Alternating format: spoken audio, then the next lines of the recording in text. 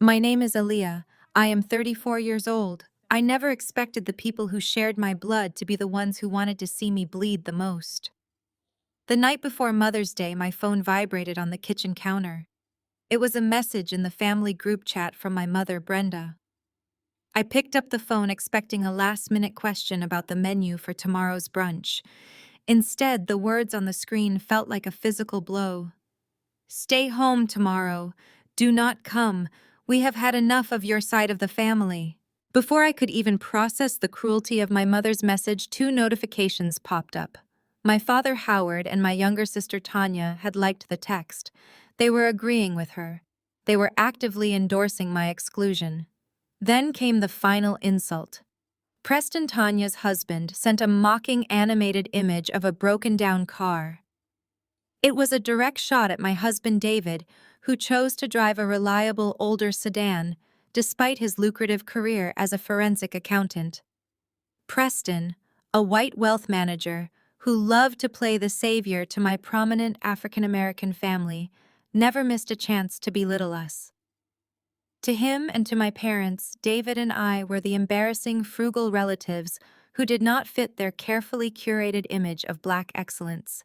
If you are listening to this right now, please hit the like button, subscribe, and let me know in the comments where you are watching from. Stay with me to find out how a single text message unraveled a decade of lies and exposed the biggest fraud my family ever brought into our home. I stood in my kitchen staring at the glowing screen. For years I had swallowed their insults.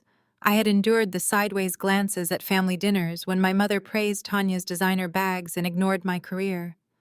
I had watched them worship Preston because he gave them access to country clubs and exclusive circles.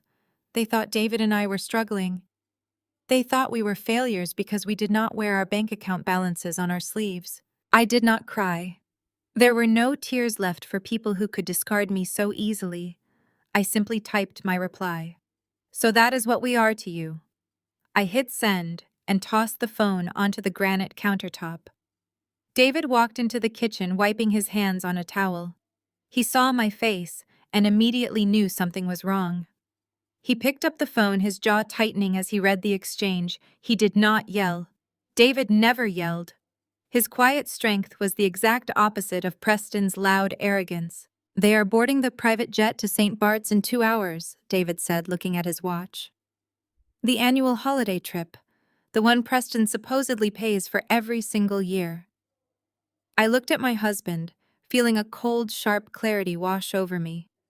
Yes, the trip Preston loves to brag about. The trip that proves he is the ultimate provider for the golden child and her parents. David, please go get your work laptop. David raised an eyebrow but did exactly as I asked.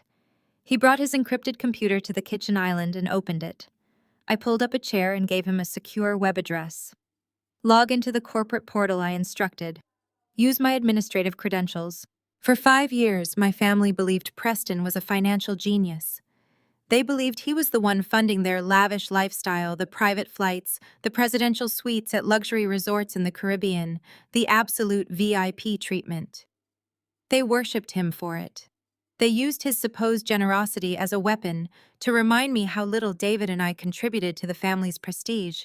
What they did not know was that Preston's credit card had been declining since year 1. What they did not know was that the Azure Oasis resort chain, the most exclusive luxury hospitality brand in the Caribbean, did not belong to a faceless corporation. It belonged to me. I was the anonymous founder and majority shareholder. When Preston's card bounced 5 years ago, the resort manager called me directly. To avoid humiliating my sister and my parents, I quietly comped the stay. I issued a VIP black card under my name and linked it to their profiles. I let Preston take the credit because I wanted my parents to be happy. I was the invisible benefactor paying hundreds of thousands of dollars to fund the very illusion they used to mock me. But charity ends when disrespect begins. David logged into the system, the dashboard for Azure Oasis loaded on the screen. Go to the guest manifest for the St. Bart's property, I said, pointing at the screen. Find the reservation for Preston and Tanya. David clicked through the menus. He found the reservation.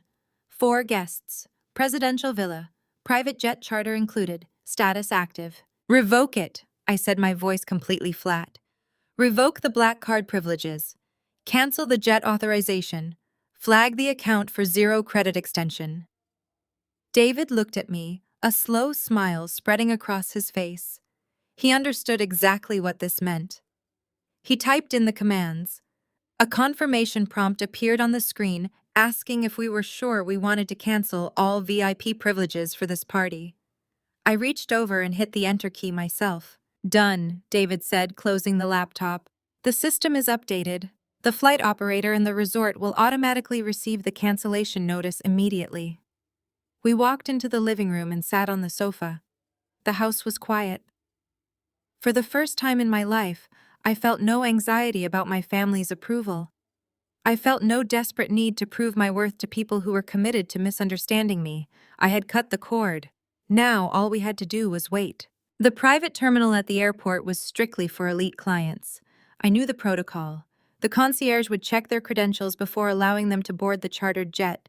Preston would confidently hand over his card, expecting the usual seamless service that I had secretly guaranteed for half a decade. My mother would be sipping complimentary champagne, boasting to the staff about her successful son-in-law. Tanya would be taking photos for her social media followers. I looked at the clock on the wall. The second hand ticked away the minutes. 10 minutes passed, then 20. I leaned my head against David's shoulder. "Do you think they are at the gate yet?" I asked softly. David checked his watch. Right about now, Preston is probably yelling at a ticketing agent. Exactly 30 minutes after David closed the laptop, my phone lit up on the coffee table. The screen displayed an incoming call from Tanya. I let it ring. It stopped, then immediately started ringing again. This time, it was my mother, then Preston, then my father. The family group chat, which had been silent since my last message, suddenly exploded. Notification after notification flashed across the screen. I picked up the phone and opened the chat. Tanya had sent a voice note, but I did not play it yet. I read the text messages pouring in.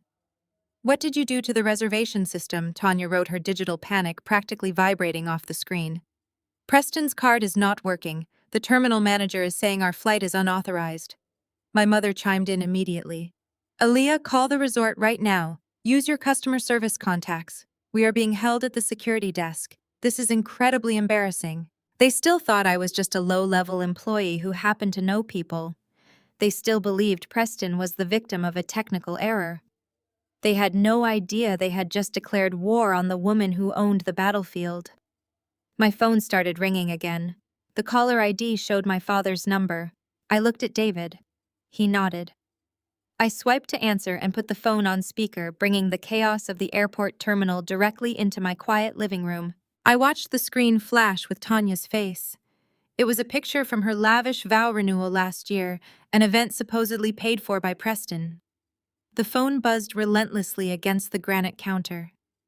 David leaned back in his chair, folding his arms across his chest, and gave me a single slow nod. I picked it up on the fifth ring, hitting the green button and switching it to speakerphone. The chaotic sound of a busy private aviation terminal instantly flooded my quiet kitchen. In the background, I could hear the distinct, frantic clicking of a keyboard and the firm but polite voice of a ticketing agent. Over all of it was Tanya breathing heavily, her voice pitched an octave higher than normal. "Aaliyah, are you there? Answer me." Tanya's voice was shrill, completely devoid of the smug satisfaction she had possessed just 30 minutes ago in the family group chat. "I am here, Tanya," I said, my voice steady and perfectly modulated.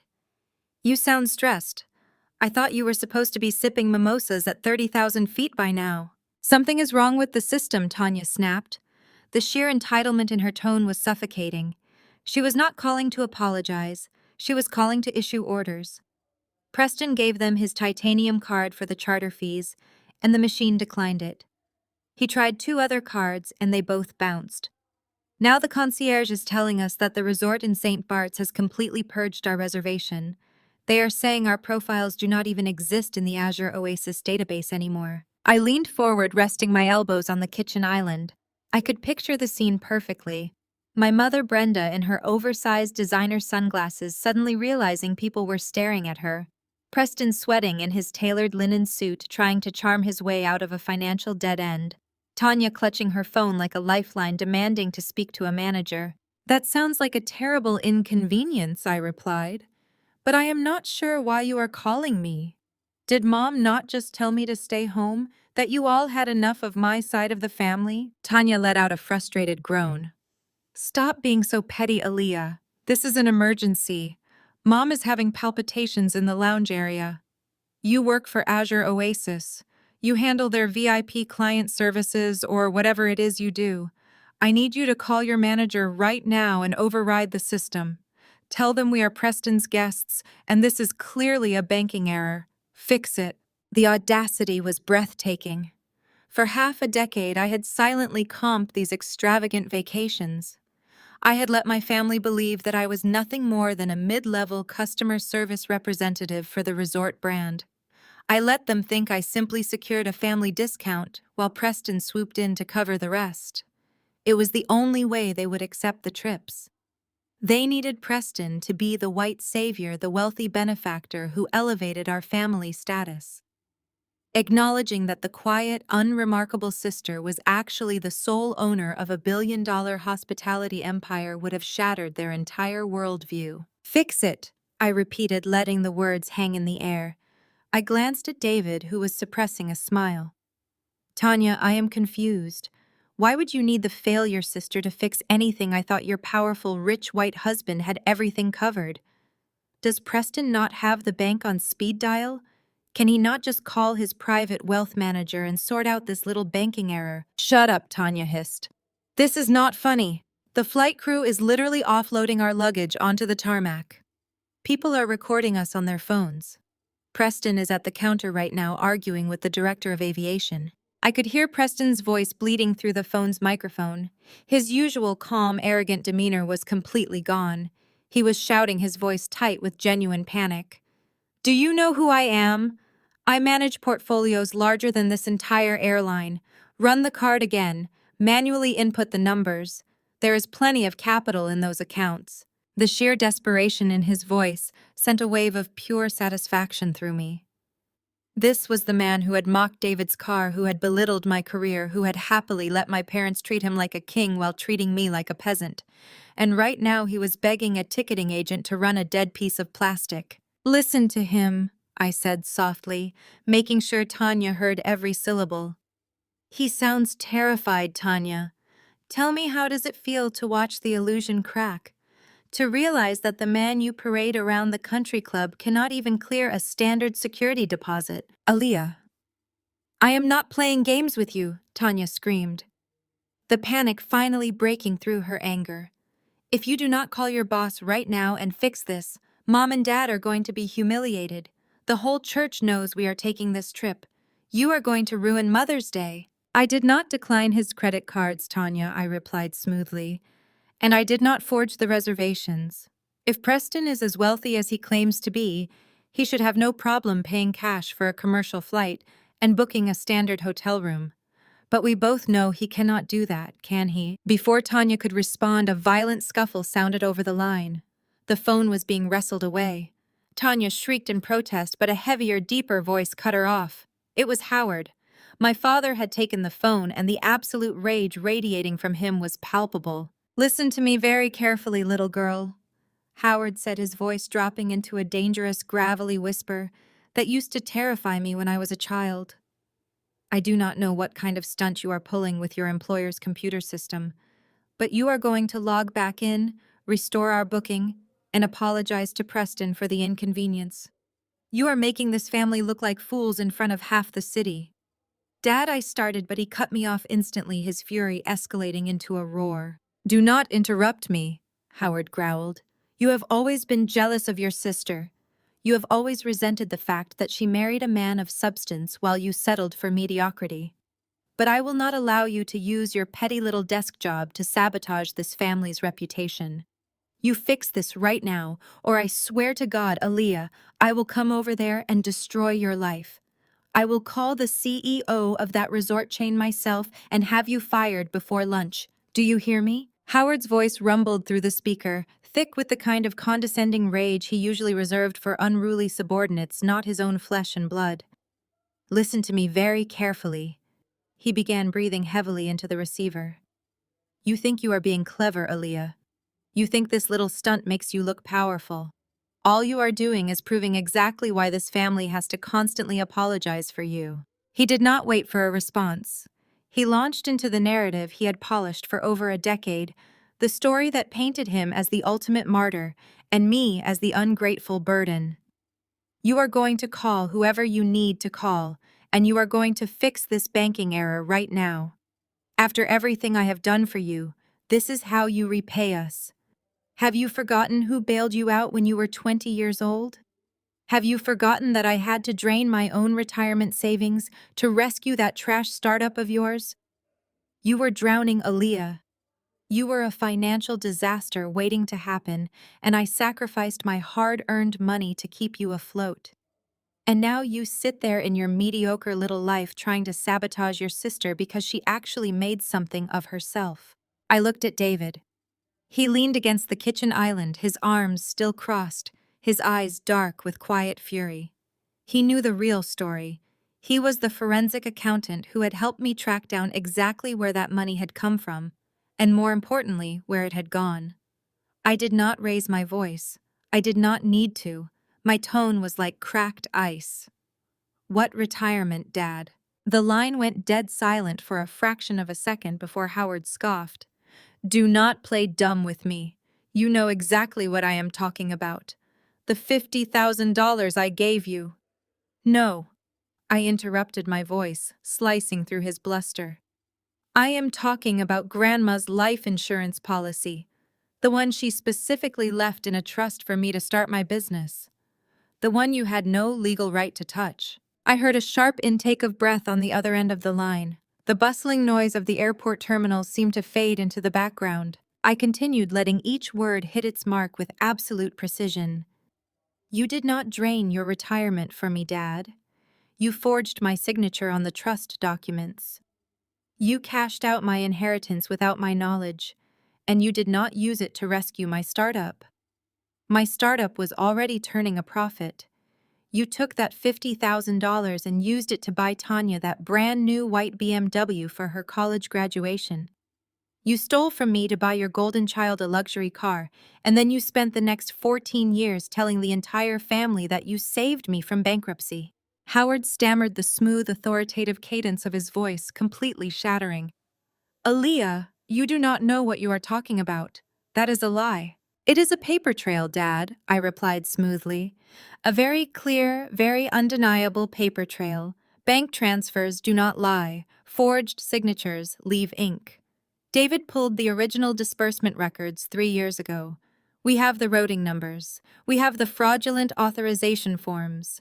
And just to remind you, the statute of limitations on wire fraud and identity theft has not expired yet. So before you threaten to destroy my life, you might want to consider how quickly I can dismantle yours. Call me a failure one more time, and I will let the authorities decide who the real criminal in this family is. I did not wait for his response.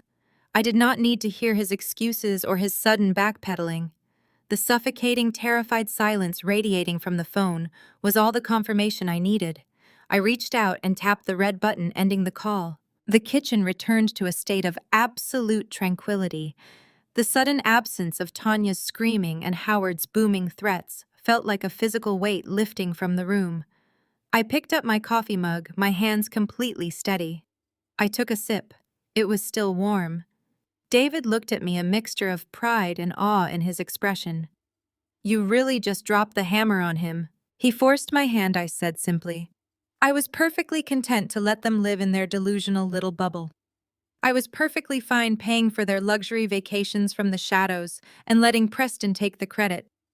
But the moment they decided to publicly humiliate us, the moment they demanded I fix a problem they created while treating me like dirt, the rules changed. David walked over and kissed the top of my head. They are not going to take this quietly. You know that, right? Howard's pride is his most valuable asset. You just stripped him naked in front of Preston. I know, I replied, setting my mug down. but they have no moves left. They are stuck at an airport with declined credit cards and a canceled private jet. They have to face reality. I was wrong. I had underestimated the depths of my mother's desperation and her absolute commitment to preserving her social status at any cost. Brenda did not operate with logic. She operated with optics. And when her optics were threatened, she went nuclear. Exactly 5 minutes after I hung up on Howard, my phone began to vibrate against the granite countertop. It was not a phone call. It was a rapid, unending sequence of notification pings, buzz after buzz after buzz melting together into a continuous hum. I picked up the device and unlocked the screen. The notifications were coming from Facebook. My heart beat a little faster as I opened the app. Brenda had just published a massive public status update. She had not restricted the audience to family or close friends. She had made the post entirely public, and she had specifically tagged the official page of their mega church, a congregation with over 10,000 highly active, highly gossip-driven members in the Atlanta area. She had also tagged dozens of the church elders, Aunt Valerie, Aunt Patrice, and the pastor's wife. I stared at the screen, my eyes scanning the block of text. It was a masterpiece of manipulation, a vicious, twisting lie designed to completely destroy my character and elevate her own victimhood. The post began with a heavily filtered photo of Brenda and Tanya at the airport, looking appropriately distressed, followed by a lengthy, dramatic caption. Please pray for our family today. We are currently stranded at the airport, heartbroken and devastated, on what was supposed to be a beautiful Mother's Day weekend. It is with deep sadness that I have to share the truth about my oldest daughter, Aaliyah. We have tried for years to support her through her jealousy and her bitter resentments. We have given her money, we have prayed for her, and we have loved her despite her constant attempts to tear this family apart. But today she crossed a line we can no longer ignore. Out of pure spite, because she is envious of Tanya's beautiful marriage to Preston, Aaliyah used her low-level connections at the resort to illegally cancel our family vacation. She hacked the system to decline Preston's cards and strand us here. We recently discovered she has been stealing money from our family accounts to fund her failing lifestyle, and this sabotage is her revenge because we finally confronted her. Please pray for her troubled soul. We are leaning on our faith and the love of our church community to get through this dark betrayal. I stopped reading. The sheer audacity of the lie was staggering. She had flipped reality entirely upside down, casting herself as the long-suffering martyr and me as the criminal, the hacker, the jealous spinster sister. Beneath the post, the comments were already pouring in by the dozens. Church aunties I had known since childhood were leaving prayer hand emojis and expressing their outrage. They were calling me a disgrace. They were quoting scripture about honoring thy mother and father. They were demanding I be held accountable for attacking such a prominent, upstanding Christian family. Brenda had not just burned the bridge. She had dropped a bomb on it and broadcast the explosion to the entire city. She thought she was controlling the narrative. She thought public shaming would force me into submission. She had no idea she had just handed me the match to light her entire fake empire on fire. The silence in the kitchen lasted exactly 7 minutes. That was how long it took my mother to realize her threats were empty and her credit cards were useless. When Brenda was backed into a corner, she did not retreat. She weaponized her social standing. My phone vibrated with a single notification, then another, then a continuous angry buzzing that rattled the device against the granite countertop. I picked it up and unlocked the screen.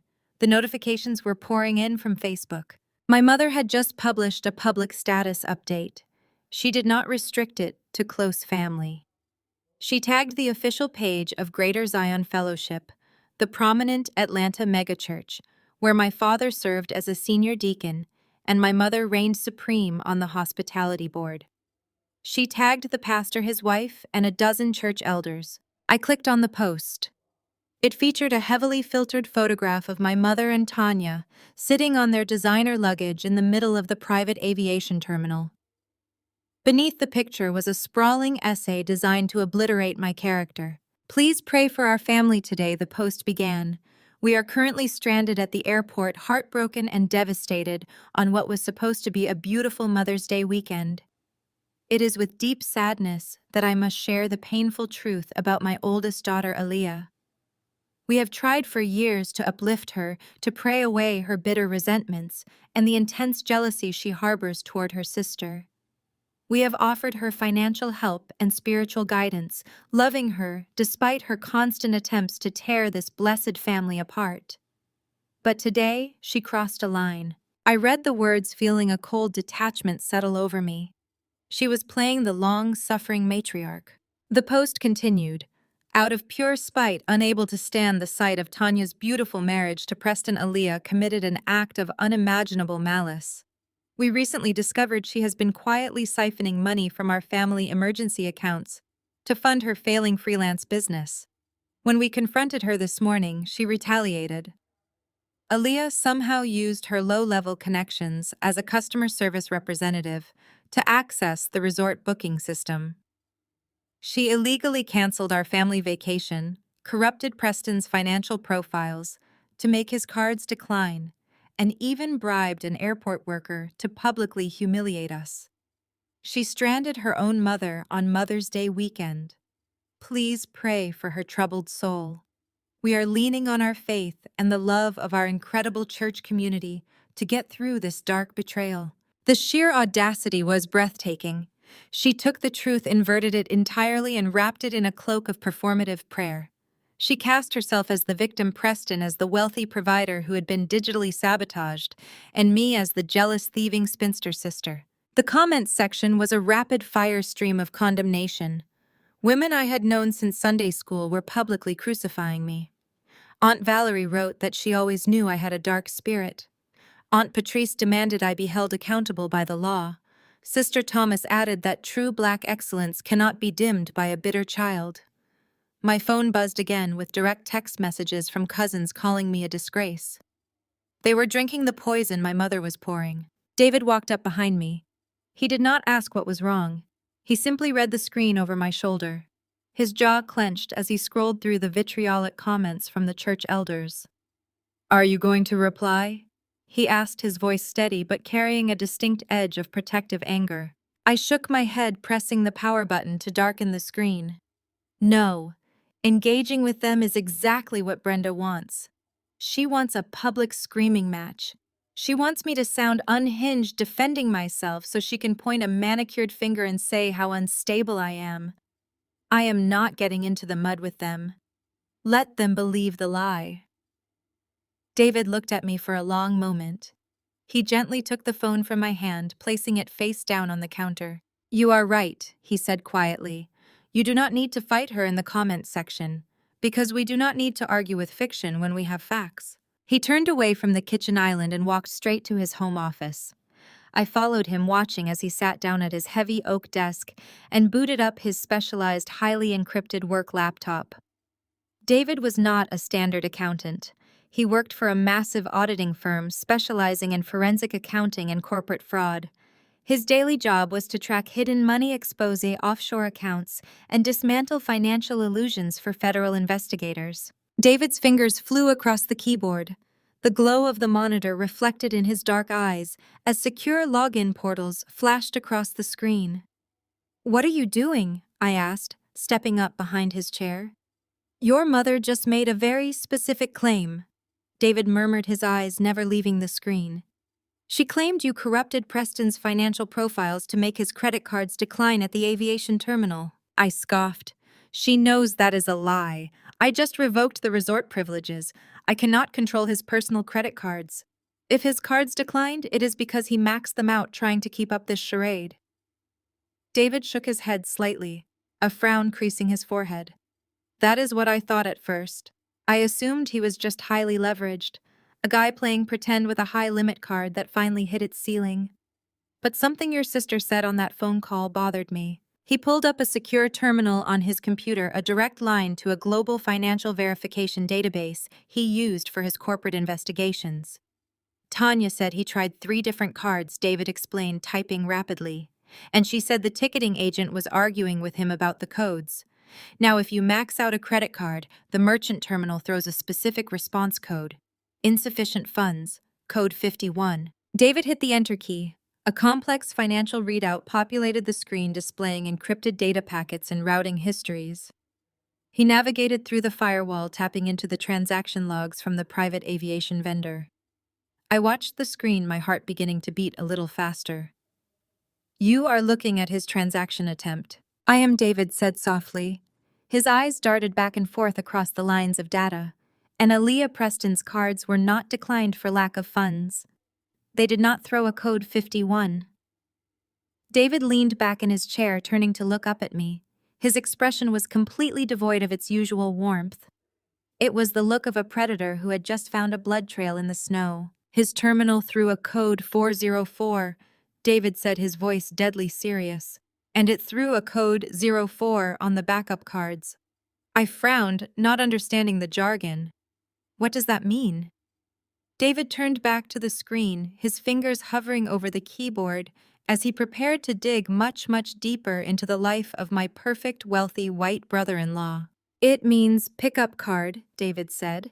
"It means the issuing bank has flagged the accounts for severe fraudulent activity.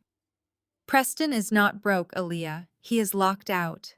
Every single line of credit attached to his social security number has been completely frozen by the federal government. That is an FBI freeze." I stared at the glowing monitor, the weight of David's words settling over me like a heavy winter coat. An FBI freeze. This was not a missed credit card payment or a temporary hold for suspicious travel activity. This was the federal government throwing a concrete wall around every asset Preston claimed to possess. And my mother had just broadcast to 10,000 people that I was the one responsible for the declining cards. She had publicly accused me of a federal cybercrime to cover up for a man who was actively under investigation by the United States government. I let out a harsh, humorless breath. Brenda was always obsessed with optics, but her desperate need to control the narrative had just strapped her to a sinking ship. David did not stop typing. His fingers moved with a practiced rhythmic speed across the keyboard, his eyes locked on the scrolling data. As a senior forensic auditor, he had clearance levels that allowed him to see behind the carefully constructed curtains of corporate America. He tracked phantom assets for a living. If Preston was hiding something, David was exactly the man to find it. "I need to look at his firm," David muttered, his voice completely flat. "Vanguard Heritage Wealth. That is what he calls it, right? The elite management group he is always bragging about at Sunday dinners. The one he claims manages portfolios for professional athletes and overseas investors." "Yes," I said, leaning closer to the screen. He always made sure to leave his branded leather portfolios on the coffee table when they visited. He loved reminding my father how exclusive his client list was. David brought up a secure portal connecting directly to the Financial Industry Regulatory Authority database, followed immediately by the Securities and Exchange Commission registry. These were the mandatory, non-negotiable federal databases where every single legitimate financial advisor, broker, and wealth manager in the country was required to be listed. A search bar blinked on the screen. David typed in Preston's full legal name. He hit enter. The system processed the request for 2 seconds before returning a glaring, unavoidable result. "No records found." David frowned. He refined the search. He checked under alternate spellings. He searched by social security number using the data packets he had just pulled from the aviation terminal logs. The result remained identical: 0 active licenses, 0 historical licenses. "He is a ghost," David said, his tone shifting from professional curiosity to absolute disgust. "Aaliyah, this man does not hold a Series 7 license. He does not hold a Series 65. He has never been registered with the SEC. It is physically, legally impossible for him to be trading stocks or managing wealth on Wall Street. He is not a wealth manager, he is playing dress-up. I felt a cold wave of shock wash over me. "How is that possible?" I asked, my voice barely above a whisper. "He drives a $100,000 car. He bought Tanya a 5-carat diamond ring. He supposedly paid for the private jet today. Where is the money coming from if he is not investing it? David opened another window bypassing standard consumer firewalls to look at the corporate registration for Vanguard Heritage Wealth. He pulled the public tax filings and cross-referenced them with the banking routing numbers that had just bounced at the airport. The screen filled with complex flowcharts showing money moving rapidly between dozens of different accounts. It is a shell game, David explained, tracing a line of red data across the monitor with his finger. Look at this architecture. There are no actual investment portfolios here. There are no mutual funds, no real estate holdings, no bonds. It is just incoming cash being immediately shuffled into secondary accounts to pay off older obligations and fund his personal lifestyle. The minute the new money stops coming in, the whole thing collapses. That is why the feds froze him. The math finally caught up with the illusion. I stared at the cascading numbers, the reality of the situation horrifyingly clear. He is running a Ponzi scheme. A textbook Ponzi scheme, David confirmed. A complete house of cards. And he used your family to build it. Think about it, Aaliyah. Preston is a mediocre white guy with zero credentials. If he walked into a bank off the street, nobody would trust him with a dime. But he did not do that. He married into your family. He married Tanya. He used your father's position as a senior deacon and your mother's status as the queen of the church hospitality board to buy instant, unearned credibility. He draped himself in your family's hard-earned black excellence to make himself look untouchable. My stomach churned as the puzzle pieces slammed into place. The lavish gifts, the constant need to pay for dinners, the aggressive flaunting of wealth. It was not generosity. It was marketing. Preston was putting on a show to attract investors using my parents as his personal billboards. Howard thought he was mentoring a Wall Street genius, but Preston was just harvesting my father's contacts. And my parents, utterly blinded by their own greed and their desperate need to be associated with white wealth, had handed him the keys to their entire social network on a silver platter. David's fingers flew across the keyboard again, his eyes narrowing as he dug into the most recent transaction logs. If he is running a Ponzi scheme, he needs a constant supply of fresh capital. He needs victims who trust him implicitly. Victims who will not ask for complicated audit reports because they think they are dealing with family. David pulled up the ledger of incoming deposits for the last 18 months. The screen populated with a long list of wire transfers, personal checks, and liquidated retirement accounts being funneled directly into Preston's fraudulent shell company. David highlighted the names attached to the deposits. The blood drained from my face as I read the screen. The zip codes all matched our hometown. The names were painfully intimately familiar. There was a transfer for $80,000 from Valerie Thomas. There was a liquidation of a teacher's pension for $120,000 from Patrice Jenkins. There were dozens of smaller regular deposits from widows and retirees who sat in the front pews every Sunday. I looked from the screen to my phone, which was still face down on the counter, buzzing constantly with incoming hate messages. "He is not just stealing," I whispered, a sickening horror gripping my throat. "He is targeting them." David nodded, his face grim. "It is called affinity fraud. He used your father's influence to target the specific demographic most likely to trust him. Preston is draining the life savings of the wealthy elderly members of Greater Zion Fellowship. The very same church aunties who are currently on Facebook tearing you apart to defend him." I felt physically sick. The women who had watched me grow up, the women who were actively destroying my name on social media right now, were being financially slaughtered by the man they were so fiercely defending. My mother had weaponized the congregation against me, completely oblivious to the fact that her perfect son-in-law was methodically draining their retirement accounts. David did not stop there. He leaned closer to the monitor, his eyes scanning the endless streams of financial data. If Preston was bold enough to bleed the church elders dry, David reasoned out loud, we need to see what he was doing to the inner circle. We need to look at your parents. I shook my head, feeling a sudden chill. My father is arrogant, but he is financially paranoid. He built his manufacturing company from scratch. He monitors every penny. He would never let Preston touch his primary assets. David did not answer immediately. He bypassed the shell companies and ran a direct search on my parents' personal assets. My father was incredibly proud of his Springfield estate. He had purchased the sprawling 5-bedroom colonial 15 years ago. He considered that house the ultimate physical monument to his success, a fortress of Black excellence that he owned free and clear. He bragged constantly that he had paid off the mortgage 5 years early. But as David pulled the county property records and cross-referenced them with the federal banking database, the screen told a horrifyingly different story. David went perfectly still. He let out a long, heavy breath. "Aaliyah, look at this." I walked around the kitchen island and stood behind his chair staring at the glowing monitor. There was a massive active lien against the Springfield estate.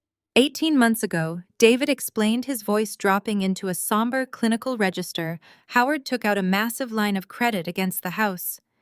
He used the entire estate as collateral for a commercial bridge loan. "That makes no sense," I argued, gripping the back of David's chair. "Why would he leverage a paid-off house for a commercial loan?" "Because he was not just taking out a loan," David said, pointing to the authorizing signatures on the screen. "He was investing." There was my father's familiar aggressive signature, and right next to it, listed as the managing director of the securing fund, was Preston's signature. The trap became brutally clear. Preston had convinced my father to leverage his fully paid-off estate to invest in Vanguard Heritage Wealth. He had manipulated Howard with promises of exclusive high-yield Wall Street returns. He had convinced my father to hand over the deed to his own home, effectively converting decades of my parents' hard work into liquid cash. "And where did that cash go?" I asked, dread pooling heavily in my stomach. David traced the routing numbers through the maze of shell accounts. "It went straight into Preston and Tanya's lifestyle. Your father's home equity funded their vow renewal. It paid for Tanya's designer bags. It paid for the country club memberships. They have been cannibalizing your parents' future to pay for their present illusion." The sheer magnitude of the betrayal left me breathless. Tanya and Preston had not just been living beyond their means. They had been actively stealing the ground from beneath our parents' feet. My mother was sitting in an airport terminal right now, composing hateful Facebook posts to protect her social standing, entirely unaware that she was defending the man who had robbed her blind. "It gets worse," David said, clicking on the current status of the bridge loan. A red warning banner flashed across the top of the financial readout. "Preston has not made a single payment on this loan in 9 months. The bank has already issued the final delinquency notices. Aaliyah, your parents' house is in active pre-foreclosure. The bank is going to seize the estate in less than 30 days. I stared at the red text on the screen, unable to process the absolute devastation. 30 days. In less than a month, the bank would arrive at the Springfield estate and evict my parents. The pristine colonial house, the manicured lawn, the entire foundation of their pride was already gone. Preston had taken it all, and he had used it to buy the very private jet flights they had used to mock me. I opened my mouth to ask David what we should do next. I wanted to know if we should call the authorities or contact a lawyer or simply let the FBI handle the inevitable fallout of Preston's collapsed Ponzi scheme. But the words never left my throat. A heavy, violent pounding suddenly shattered the quiet tranquility of our house. It was not a polite knock. It was the frantic, aggressive hammering of fists against heavy wood. Someone was furiously beating against our front door, the sound echoing down the hallway and vibrating through the floorboards. I froze, my eyes locking with David's. We both looked at the digital clock in the corner of his computer screen. It had been exactly 45 minutes since the phone call at the private aviation terminal. That was exactly how long it took to drive from the airport to our house. They had not gone back to their pre-foreclosed mansion to lick their wounds. They had not waited for me to answer their threats online. Brenda, Howard, and Tanya had marched straight out of that terminal, furious, humiliated, and desperate for a scapegoat. They had brought the war directly to my doorstep. The hammering against the front door did not stop. It grew louder, more frantic, vibrating through the solid oak frame of our modest brick home. David stood up from his desk, his expression instantly shifting from analytical focus to a quiet, dangerous calm. He did not say a word to me. He simply closed the laptop screen, securing the devastating financial evidence, and walked purposefully down the hallway toward the entryway. I followed him, my heart hammering against my ribs, but the paralyzing fear that usually accompanied my mother's wrath was entirely gone. It had been completely burned away by the truth David had just uncovered. They were not walking into my house as powerful, wealthy matriarchs and patriarchs. They were walking into my house as victims of their own spectacular hubris. David reached the door first. He placed his hand on the brass handle, looked back at me to ensure I was ready, and then pulled it open. They did not wait for an invitation. Brenda shoved her way inside the moment the door swung wide, moving with the aggressive momentum of a woman who believed she owned every space she occupied. Howard followed closely behind her, his jaw set in a rigid line of arrogant fury. Tanya marched in next, clinging to Preston's arm, while he adjusted the lapels of his tailored Italian wool jacket with practiced nonchalance. But Brenda had not just brought the immediate family. Trailing behind them, eyes wide with greedy anticipation, were Aunt Valerie and Aunt Patrice. My mother had deliberately brought her two most gossipy sisters to act as witnesses. She wanted an audience for my execution. She wanted the church elders to carry the story of my subjugation back to the congregation by Sunday morning. The six of them crowded into our modest living room, instantly making the space feel suffocating. Tanya looked around, her nose wrinkling in theatrical disgust as she took in our sensible furniture and the scuffed hardwood floors. "I cannot believe you live like this," Tanya scoffed, clutching her quilted lambskin Chanel bag tightly against her chest, as if our middle-class atmosphere might somehow contaminate her. "It smells like cheap cleaning supplies and desperation in here. You really let yourself go, Aaliyah." I looked at Tanya, and then I looked at the Chanel bag. I felt David step up close beside me. I knew exactly what he was thinking. That bag, the designer shoes on Tanya's feet, the Italian wool jacket draped over Preston's shoulders, none of it belonged to them. It belonged to the federal government. It belonged to the elderly widows at the church. It belonged to the bank that was currently preparing to seize my parents' Springfield estate. Every single luxury item in this room was about to be repossessed, yet Tanya was still playing the role of the wealthy heiress. Brenda stepped into the center of the room, completely ignoring David. She locked her furious gaze on me, her chest heaving with righteous indignation. "You are a disgrace to the Adams name," Brenda hissed, pointing a manicured finger at my face. "You humiliated us. You stranded us at that terminal, like common criminals. You actually hacked into Preston's accounts and caused a scene so embarrassing that the elders are calling my phone right now, asking if we are destitute." "I did not hack anything," I said, my voice unnaturally steady. "Do not lie to me," Howard boomed, stepping forward to loom over me with the full weight of his patriarchal authority. Preston's bank confirmed there was a digital block on his cards. "You used your little customer service computer tricks to freeze his assets out of pure spite because you are jealous of your sister. You have shamed this family for the absolute last time." Aunt Valerie nodded vigorously from the corner, crossing her arms. "It is a spiritual sickness," she whispered loudly to Aunt Patrice. "The girl has a spirit of envy. She needs to be brought to her knees before the Lord." Brenda seized on the suggestion immediately. Her eyes flashed with cruel triumph. "That is exactly right," Brenda declared, stepping closer to me. "You are going to get down on your knees right now. You are going to look your sister and your brother-in-law in the eye, and you are going to beg for their forgiveness in front of this family. And then you are going to call whoever you need to call to unlock Preston's accounts before I have your father call the police and press charges for cyber theft." The sheer delusion of her demands was staggering. She was threatening me with the police, completely oblivious to the fact that the FBI had already frozen the accounts. She was demanding I fix a federal fraud investigation with a customer service phone call. I looked at my mother, then at my father, who was standing tall and proud, totally unaware that the deed to his cherished 5-bedroom colonial home was sitting in a foreclosure file. I felt a sudden profound wave of pity mixed with utter disgust. "I am not apologizing to anyone," I said, keeping my voice low and completely controlled. "And I cannot unfreeze those cards, Brenda. Nobody can." Tanya let out a dramatic, mocking laugh. Listen to her, she sneered, looking up at Preston. She is so bitter she cannot even admit she lost. Preston patted Tanya's hand, stepping forward to take control of the narrative.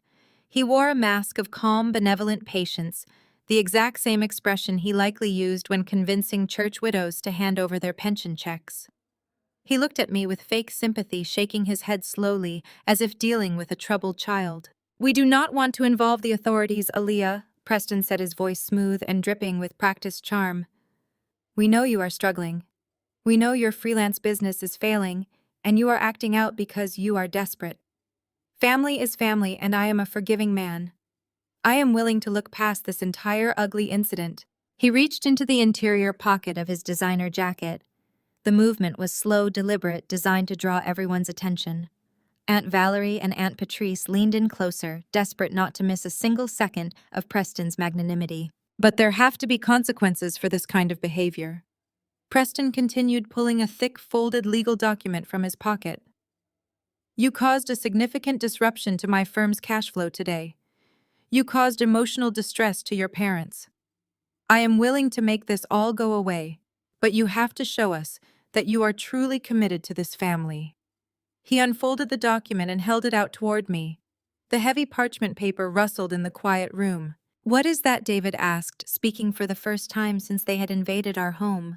His voice was completely devoid of emotion, a sharp contrast to the theatrical energy radiating from Preston. "It is a simple property transfer agreement," Preston explained smoothly, not even looking at David. "Since Aaliyah has clearly demonstrated she cannot manage her own finances or control her emotional outbursts, it is only fair that she provides collateral for the damages she caused today. This document transfers the deed of this modest brick house into the management portfolio of Vanguard Heritage Wealth." My breath caught in my throat. I stared at the paper in his hand. Preston smiled, a cold, predatory gleam in his eyes. "You sign this house over to my firm for management," Preston said, his voice dropping into a tone of absolute command. "You do it today. You give us the deed, and I will not press federal charges for what you did to my credit cards. You have one chance to make things right for the family, Aaliyah. Take the pen." He was trying to steal my house. He had already drained the church. He had already stolen my parents' estate. And now, cornered and desperate for fresh assets to feed his collapsing Ponzi scheme, he had orchestrated this entire confrontation to manipulate me into signing over my own home. David took a slow, deliberate step forward, placing himself between me and the legal document.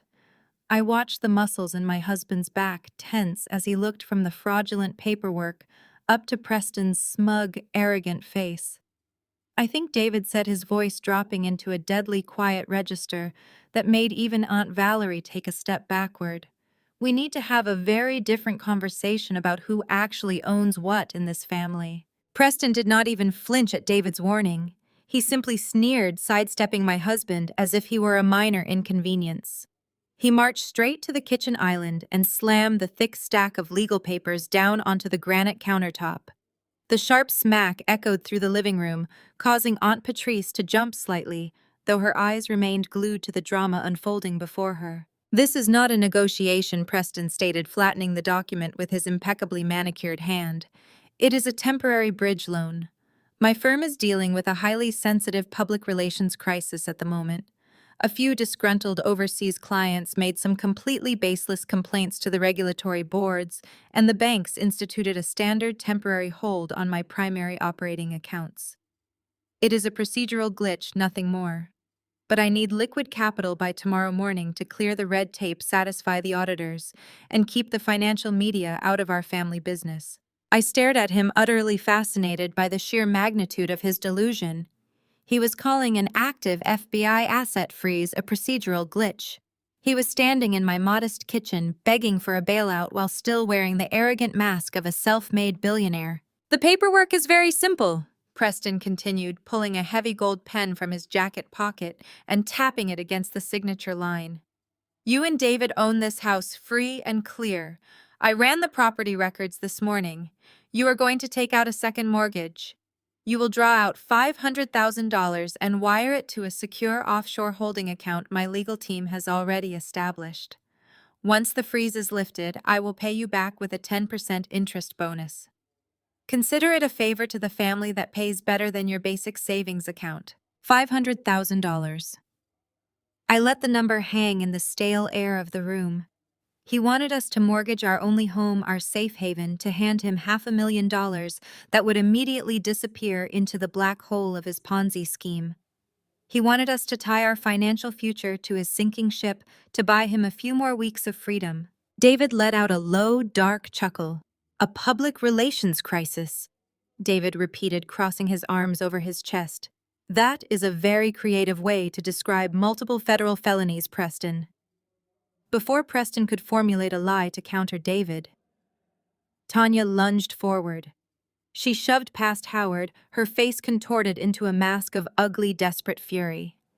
She slammed her quilted Chanel bag onto the counter next to the contract, the gold chain rattling loudly against the stone. "Do not, you dare disrespect my husband!" Tanya shrieked, her voice shrill and grating. "He is giving you an opportunity to finally be useful to this family, Aaliyah. You sit in this boring, basic house playing freelance designer, contributing absolutely nothing to the legacy of the Adams name. Preston is about to be promoted to managing partner of a global wealth fund, and you are acting like he is asking for a handout." Tanya leaned across the island, getting so close I could smell the expensive, cloying perfume she bathed in. Her eyes swept up and down my body, searching for the softest place to strike. She found it, or at least she thought she did. "You guys do not even have kids." Tanya spat her words, dripping with pure venom. "You have been married for 4 years, and you are completely empty. You do not have private school tuitions to pay. You do not have trust funds to build. You do not have a legacy to protect. You do not need the money. Preston and I have an image to maintain. We have a future. Stop being a selfish, barren bitch and help your family for once in your miserable life." The word barren hung in the air, heavy and sharp.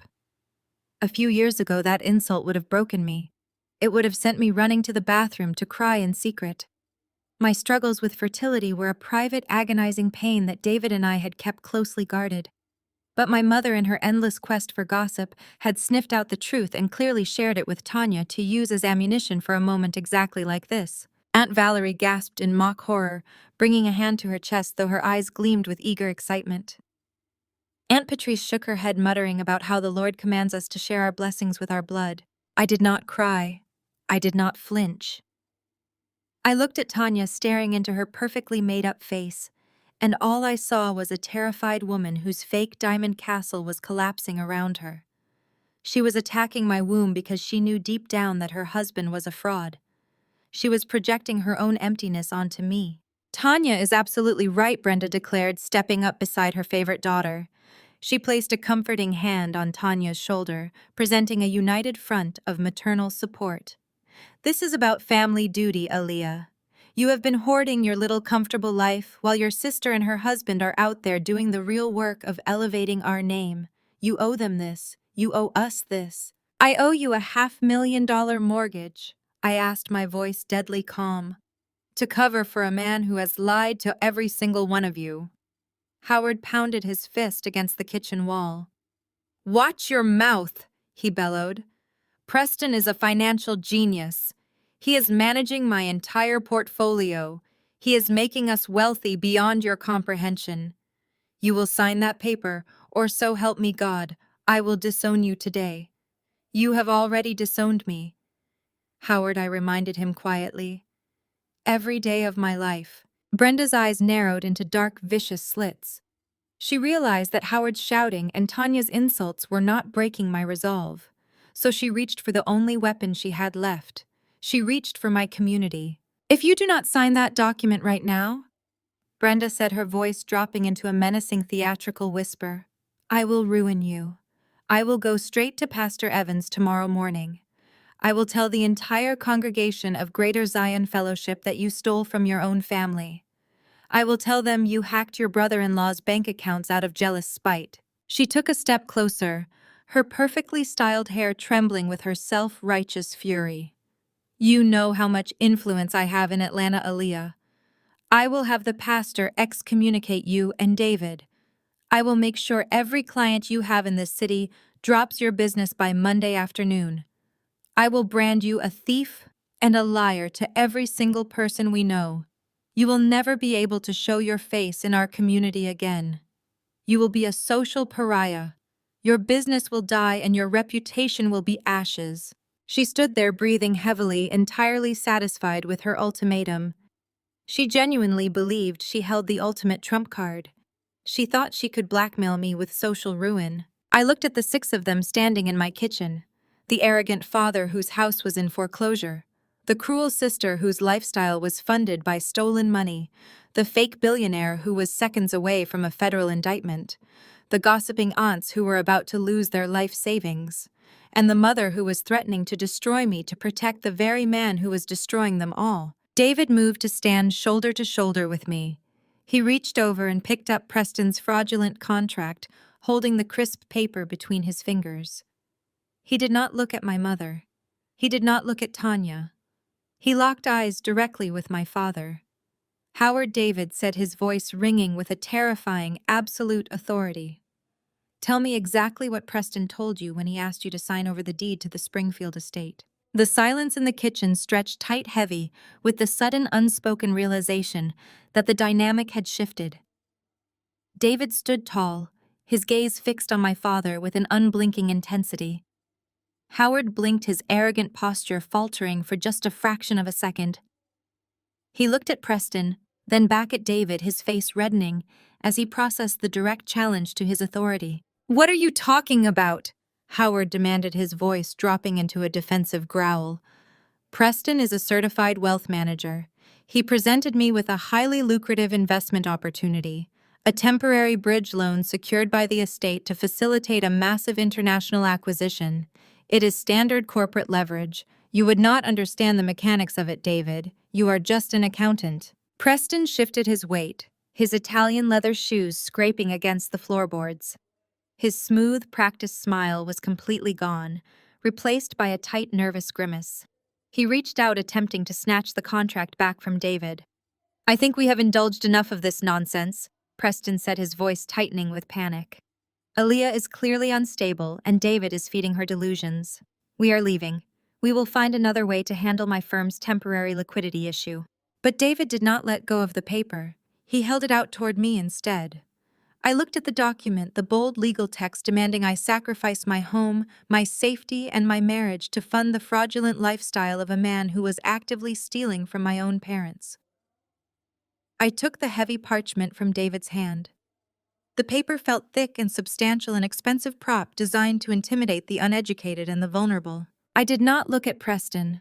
I did not look at my mother, who was still fuming near the doorway. I turned my attention directly to Aunt Valerie and Aunt Patrice. They were standing near the edge of the living room, their eyes wide, taking in every single detail of the confrontation. They had come to watch my humiliation. They had come to gather gossip to spread across the church pews tomorrow morning. They were the ultimate arbiters of social standing in our community. "Aunt Valerie, Aunt Patrice," I said, keeping my voice loud and perfectly clear so they would not miss a single syllable. "I want you to pay very close attention to what happens next. I want you to remember exactly what you see today." I gripped the top edge of the contract with both hands.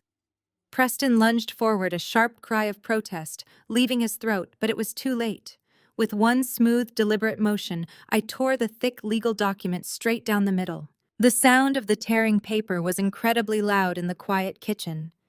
It echoed off the granite countertops and the brick walls.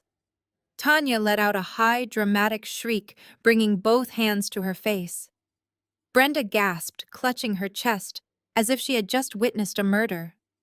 I placed the 2 torn halves of the paper precisely on top of each other and tore them again, reducing Preston's demands to worthless scraps. I dropped the torn pieces onto the counter.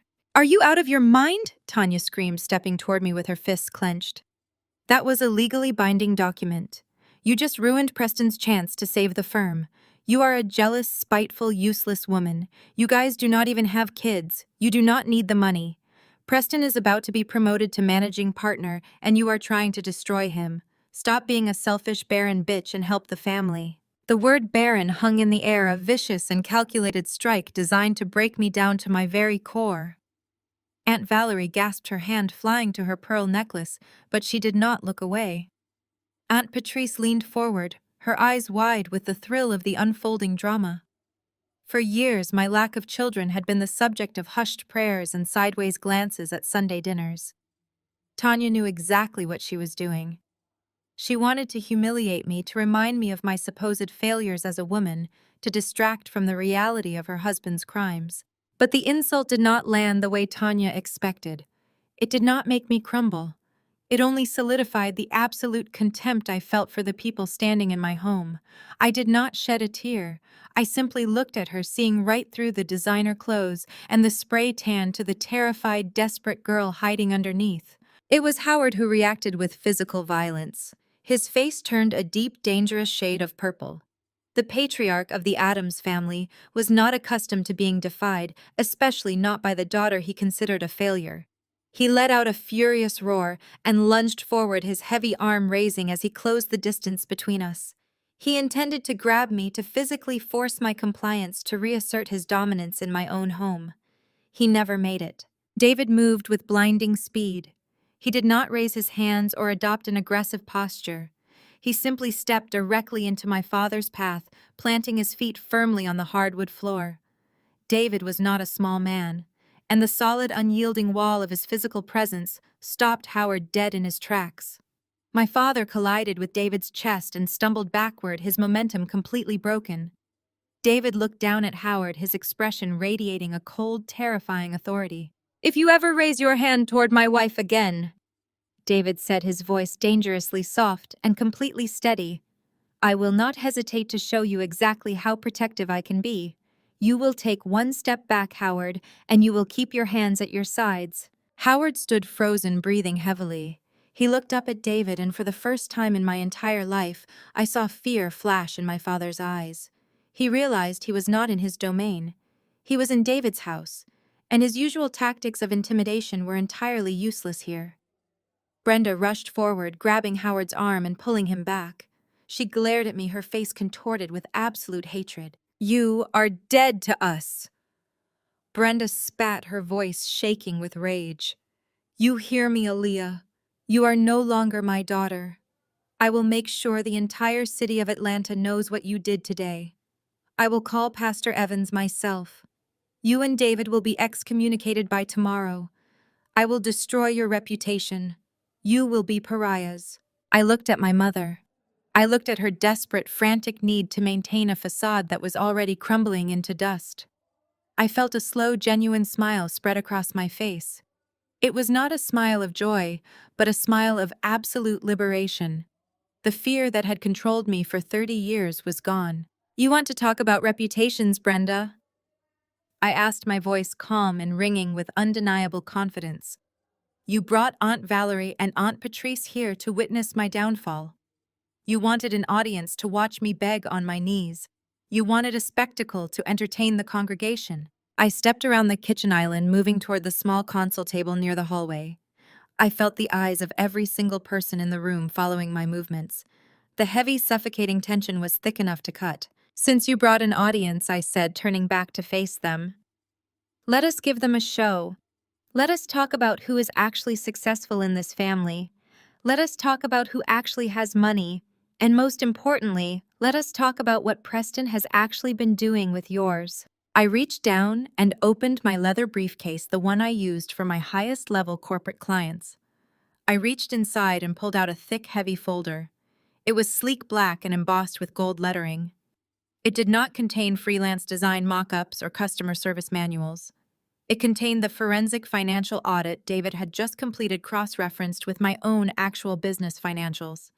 It contained the absolute, unvarnished truth. I dropped the heavy black folder onto the granite island, right beside the shredded remnants of Preston's extortion attempt. I flipped the leather cover open. The crisp white pages inside were thick with corporate letterheads, banking records, and legal certifications. I bypassed David's forensic audit of Preston's shell companies for a moment. I wanted to address Tanya first. I wanted to dismantle the very foundation of her arrogance before I let David destroy her husband. I pulled out a thick stack of ownership documents and slid them across the smooth stone directly toward my sister. "Take a good look at the logo at the top of those pages, Tanya," I said, keeping my voice perfectly level so the aunts hovering in the background would not miss a single syllable. "You love talking about your luxury vacations.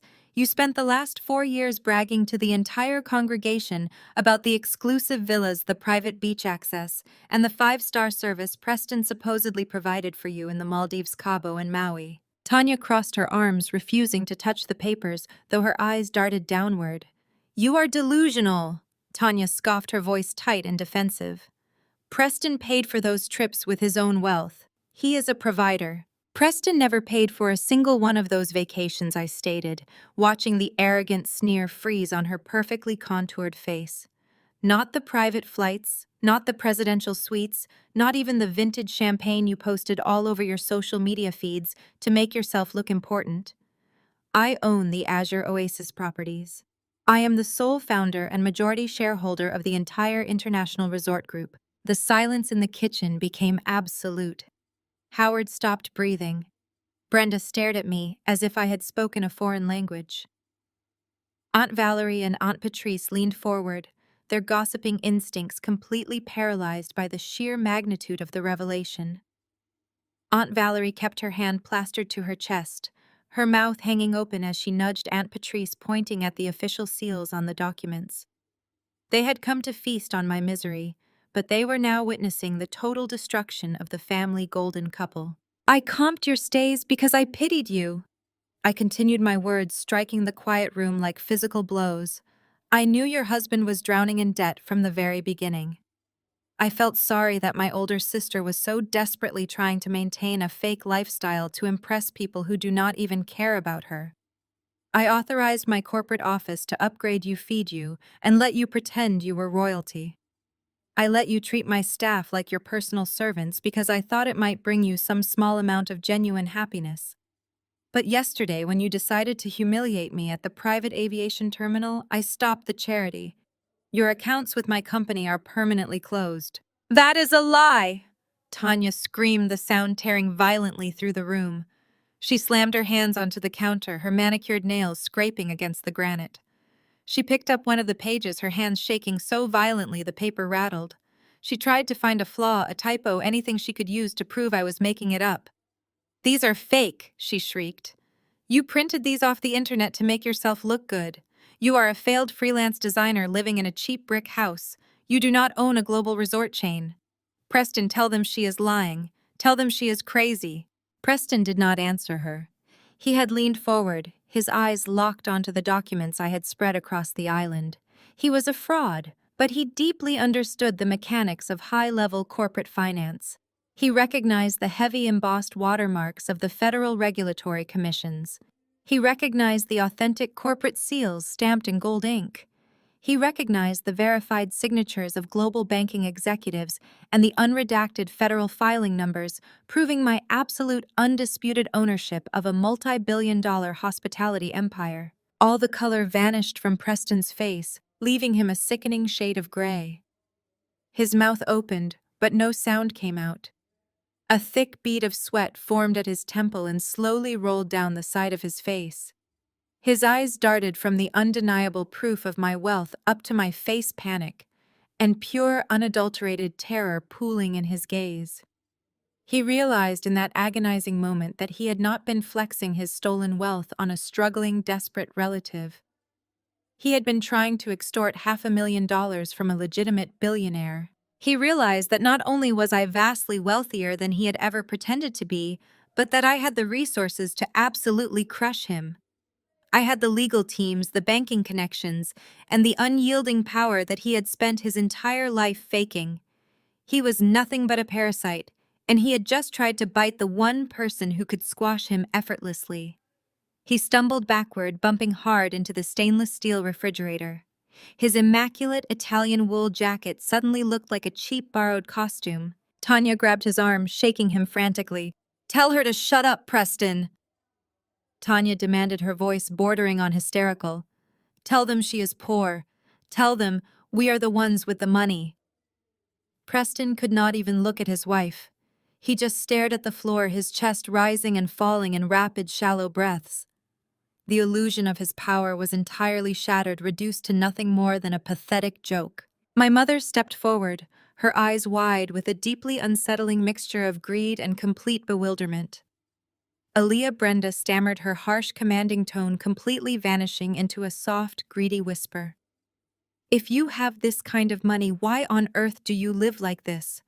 Why did not you tell your own family you were wealthy?" "Because I knew exactly what you would do," I answered, looking at the woman who had just threatened to excommunicate me and destroy my life moments before.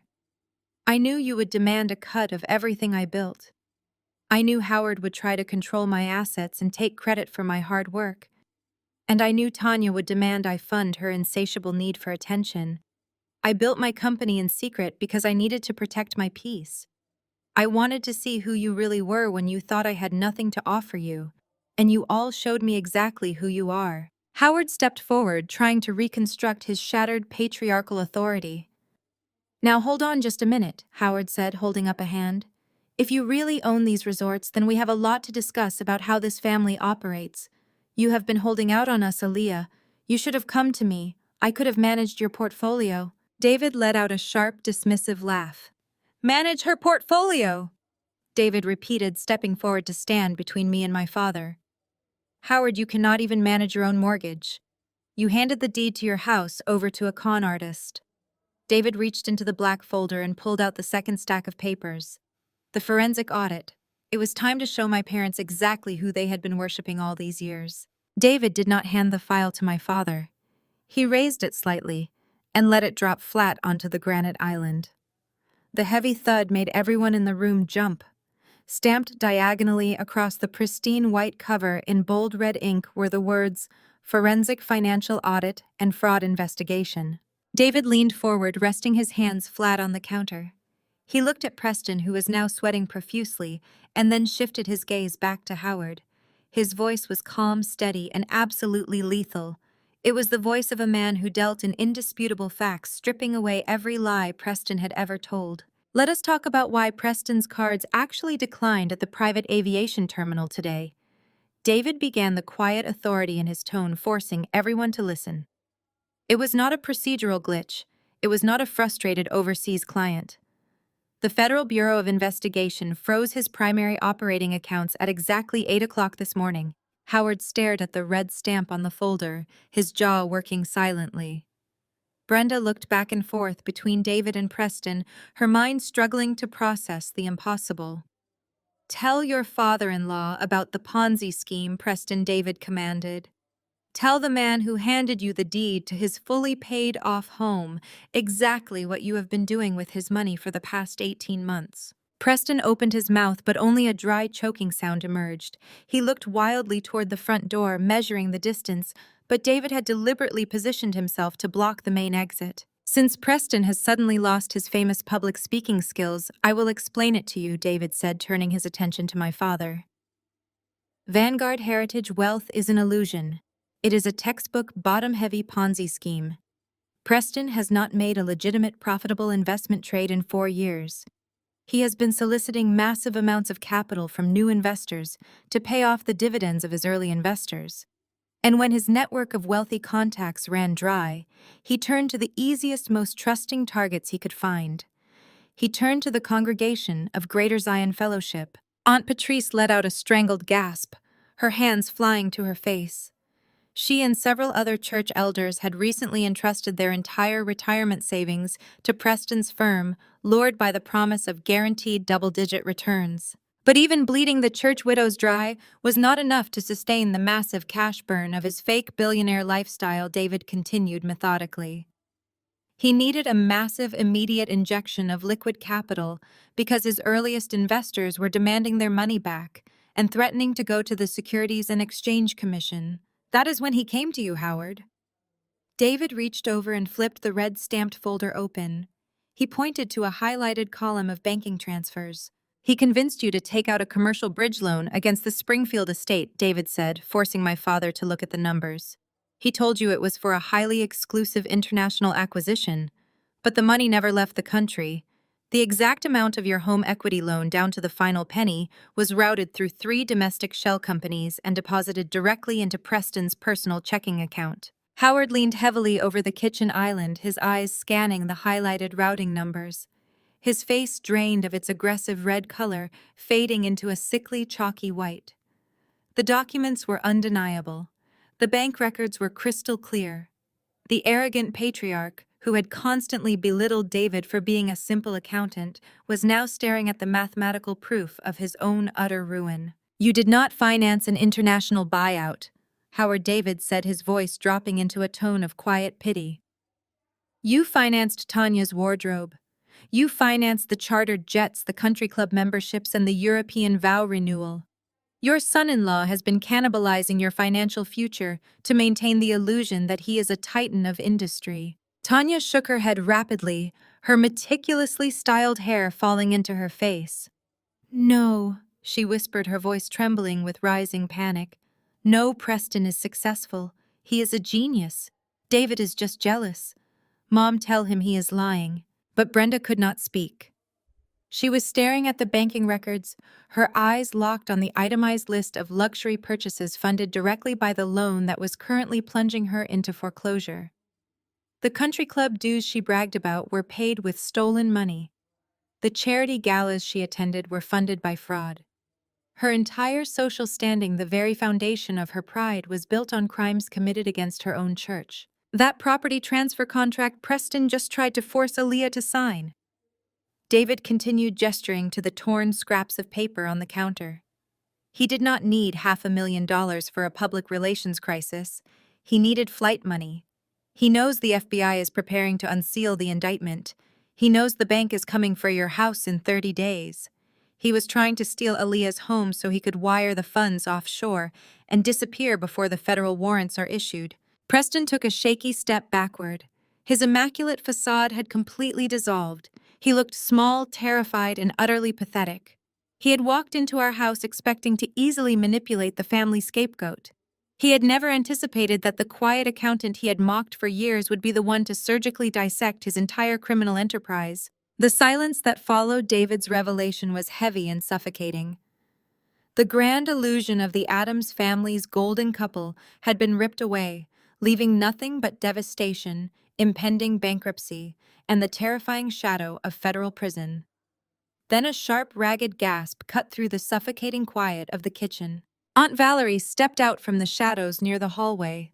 Her eyes were wide, practically glowing with the thrill of possessing the most destructive piece of gossip in the history of Greater Zion Fellowship. She did not offer sympathy. She did not offer prayers. She slowly reached into her floral handbag and pulled out her smartphone. With a trembling but eager hand, Aunt Valerie raised the camera, aimed the lens directly at Preston's terrified face, and hit the red record button. The red recording light on Aunt Valerie's phone blinked like a warning beacon in the tense kitchen. Preston threw his hands up, trying to shield his face from the camera, while Tanya lunged toward her aunt, screaming at her to put the device away. But Aunt Valerie easily sidestepped her niece, holding the phone higher. She was not going to miss a single second of the mighty Addams family falling from grace. David ignored the chaotic scrambling of my mother and sister. He opened the heavy red-stamped folder and bypassed the complex diagrams of offshore holding accounts. He flipped directly to a thick stack of bank statements near the back of the file. He smoothed the pages flat against the granite counter. "Listen closely, Tanya," David commanded, his voice slicing through her hysterical shrieks. "Listen to exactly who bought those designer shoes you are wearing." David ran his finger down the first column of the ledger and began to read. Deacon Marcus Miller, $75,000.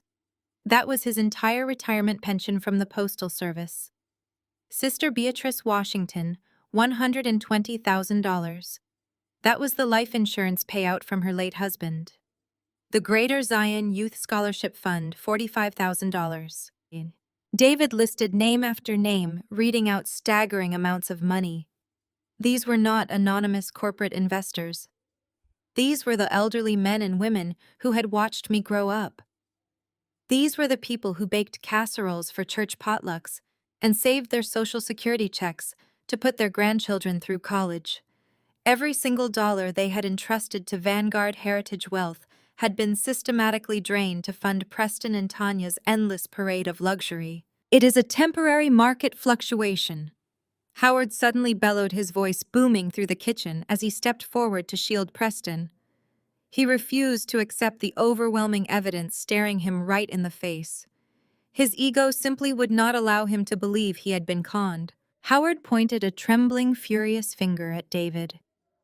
Preston was managing those funds with aggressive growth strategies. Howard insisted, his face a mask of desperate denial. You are twisting the numbers because you do not understand high-level wealth management. Preston promised the elder board a 20% annual return. Sometimes investments take a temporary hit. The market will rebound and the church will get their dividends. You have no right to look through his private corporate files and accuse my son-in-law of theft. David snapped the folder shut. The loud crack of the heavy cardboard made Howard flinch. David did not raise his voice. He did not need to.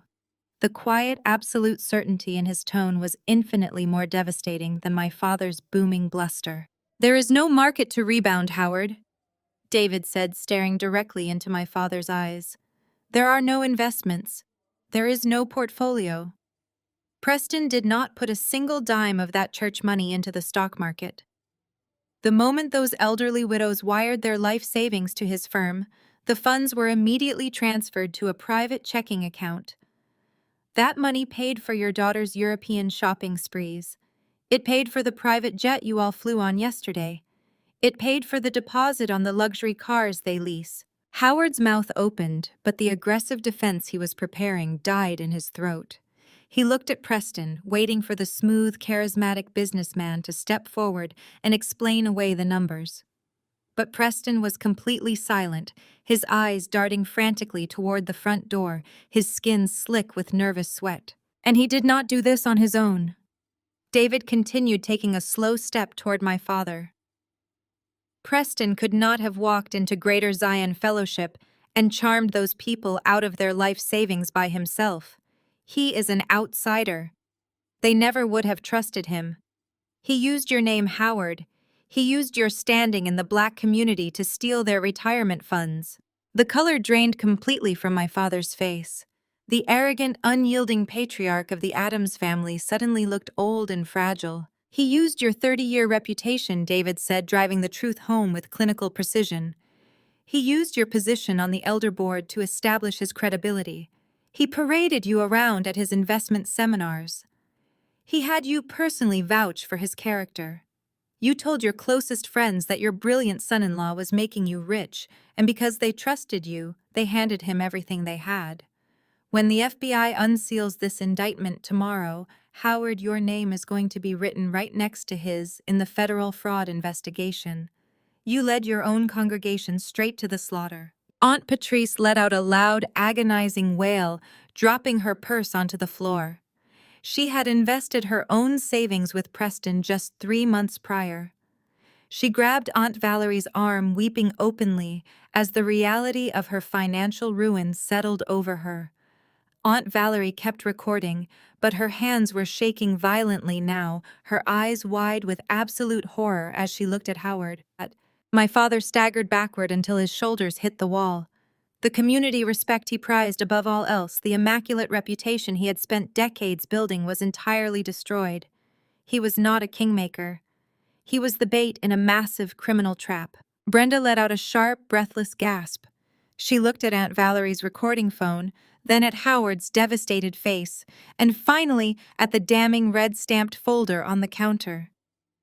The social empire she ruled with an iron fist was collapsing into dust before her very eyes. She could already hear the whispers in the country club. She could already see the furious, betrayed faces of the church congregation. The threat of excommunication she had hurled at me was now swinging back to decapitate her own life. Brenda grabbed Howard's arm, her perfectly manicured nails digging deep into his tailored shirt. Her eyes were wide and frantic, burning with the desperate, blinding need to maintain her position at any cost. "We will fix this!" Brenda screamed, her voice cracking with hysteria. She looked at Aunt Valerie, begging her sister to stop recording, but Valerie did not move. Brenda spun back to David and me, her face pale and shining with panicked sweat. "We have assets. We are wealthy. We will just sell the family mansion. We will put the Springfield estate on the market tomorrow morning. We will use the equity to cover all the church losses and pay everyone back in full. We will keep this completely quiet and avoid a public scandal. Nobody ever has to know." David stared at my mother, his expression a chilling mixture of absolute pity and profound disbelief. The heavy silence of the kitchen was suddenly broken by the sound of David laughing. It was a dark, humorless sound that echoed off the high ceilings and completely shattered Brenda's frantic, desperate delusion. She had actually believed she could simply throw money at the problem and maintain her pristine social standing. She had believed her position in the community could be bought back with the sale of some bricks and mortar. David reached his hand back into the thick red stamped forensic audit file resting on the granite island. He bypassed the banking ledgers detailing the stolen church funds and pulled out a much smaller stack of documents. These pages were secured with a heavy blue legal binding, the kind used for the most permanent and significant property transfers. He slid the blue-bound stack across the smooth stone counter, placing it directly next to the evidence of Preston's fraud. "You cannot sell the house, Brenda," David said, his voice dropping into a terrifyingly calm and steady register. "There is absolutely nothing left to sell." Brenda stared at the blue-bound documents, her hands trembling so violently she had to grip the edge of the kitchen counter to keep her knees from buckling. She refused to touch the heavy parchment, as if merely laying a finger on it would make the nightmare real. David tapped the top page, his index finger resting squarely on a heavily notarized signature block at the bottom of the document. "This is a deed of trust transfer," David explained, making sure every single person in the room understood the exact mechanics of their total ruin. "And beneath it is a commercial collateral lien." Howard already signed the house over to Preston. He did it 6 months ago to cover Preston's catastrophic margin calls when the market started turning violently against him. The words struck the room like physical blows. Howard had taken the deed to the Springfield mansion, the massive, pristine estate that had been fully paid off for over a decade, and he had quietly signed it away. He had leveraged the 30-year legacy of the Addams family to protect his golden son-in-law. He had wanted to be the financial savior, the powerful patriarch stepping in to provide liquidity to Preston's supposedly brilliant investment firm. He had done it in absolute secret, bypassing his wife, entirely confident that Preston would quickly double the money and restore the equity before anyone ever found out. "The money is completely gone, Brenda." David stated, his relentless delivery stripping away every last shred of hope. "Preston burned through the entire equity of your home in less than 90 days, trying to plug the massive holes in his fraudulent accounts. The bank has been sending final default notices for the last 4 weeks. Howard has been intercepting the mail to hide it from you. You do not own that mansion anymore. The bank owns it, and they are executing the final foreclosure on Tuesday morning." Tuesday morning. The specific day hung in the air, a rapidly approaching deadline of absolute doom. Brenda's entire world stopped spinning. The majestic brick colonial with its manicured lawns and heated swimming pool was gone. The grand dining room where she hosted the annual Charity League dinners, the sweeping staircase where she forced me to pose for agonizingly staged holiday photos, the very foundation of her superiority over every other woman at Greater Zion Fellowship, had been gambled away. She was not going to quietly sell her estate to save her reputation. She was going to be violently evicted from her own home by armed sheriff deputies in less than 72 hours. Slowly, agonizingly, Brenda turned her head away from the damning blue-bound documents. She did not look at me. She did not look at David.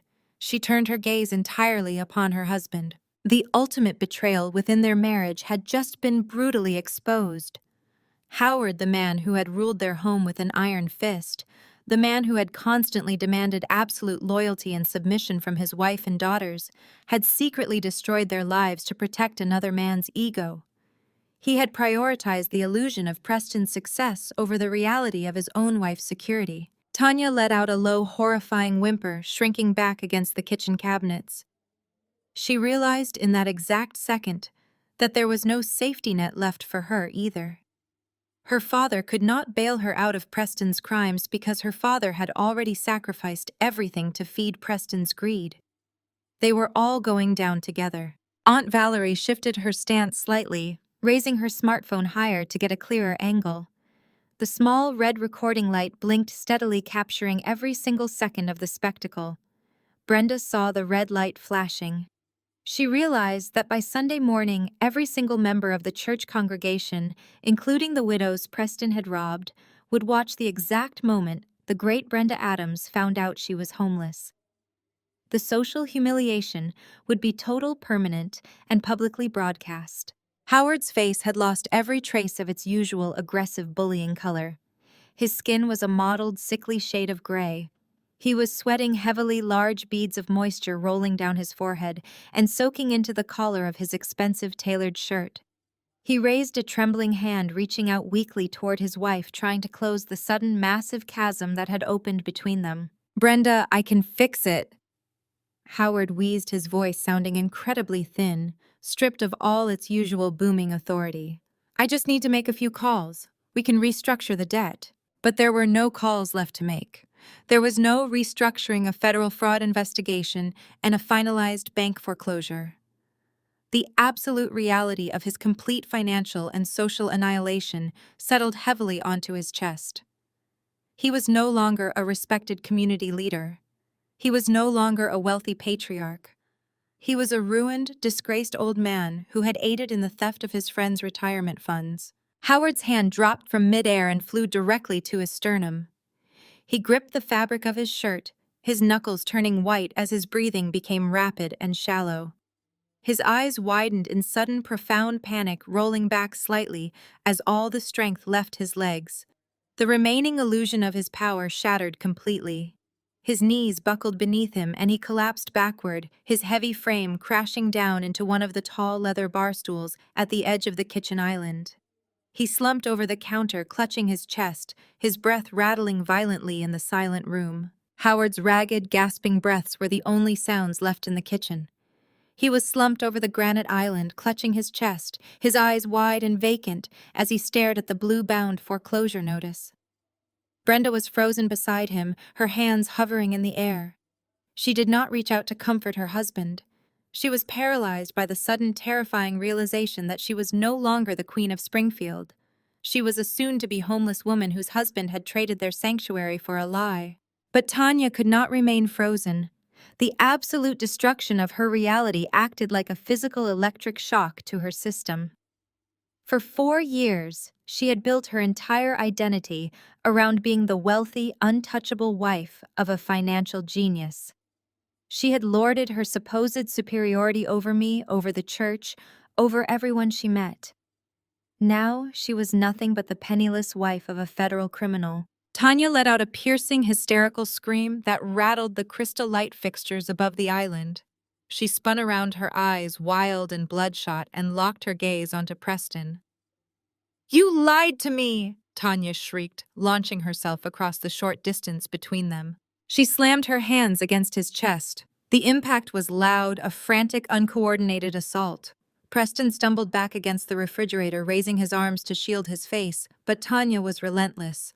She struck his shoulders, his arms, his chest, her expensive acrylic nails catching and tearing at the fabric of his custom-tailored suit. "You promised me a life of luxury," she wailed, her voice cracking into a ragged, guttural sob. "You told me we were rich. You told me we were better than everyone else. You made me look down on my own sister. You made me brag to my friends.